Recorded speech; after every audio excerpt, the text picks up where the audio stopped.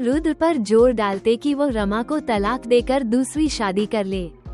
पर रुद्र रमा को सच्चे दिल से प्रेम करता था, वो उसे छोड़ने को तैयार नहीं था। उसने अपनी सारी दौलत बेचकर रमा को बड़े से बड़े वैद्य हकीम को दिखाया, उसकी दवाई इलाज में कोई कमी नहीं छोड़ी।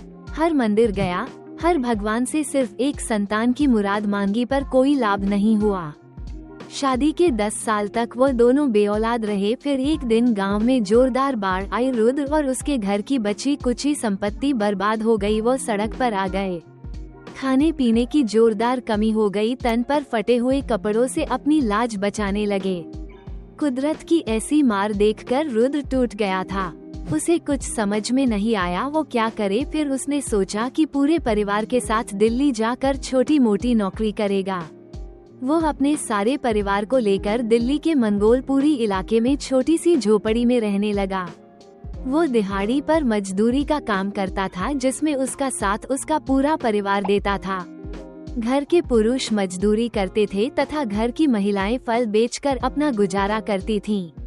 एक दिन अचानक रमा चक्कर खाकर बेहोश हो गई। उसे अस्पताल लेकर गए तो पता चला रमा 2 जुड़वा बच्चों की मां बनने वाली है। रमा और रुद्र की खुशी का ठिकाना नहीं था। भगवान ने उन्हें बरसों पुरानी तपस्या का फल दे दिया था। अब रुद्र ने निश्चय किया कि वो कुछ दिन तक रमा को काम नहीं करने देगा और खुद भी बड़ी नौकरी करेगा, ताकि घर की आर्थिक स्थिति में सुधार आए। फिर क्या था, रमा अपनी गर्भावस्था में अपना जीवन काट रही थी और रुद्र नए काम की खोज में लग। जल्द ही उसे ड्राइवर की नौकरी भी मिल गई। पर उससे उनके गरीबी के दिन तो नहीं गए, लेकिन कुछ सुधार जरूर हुआ।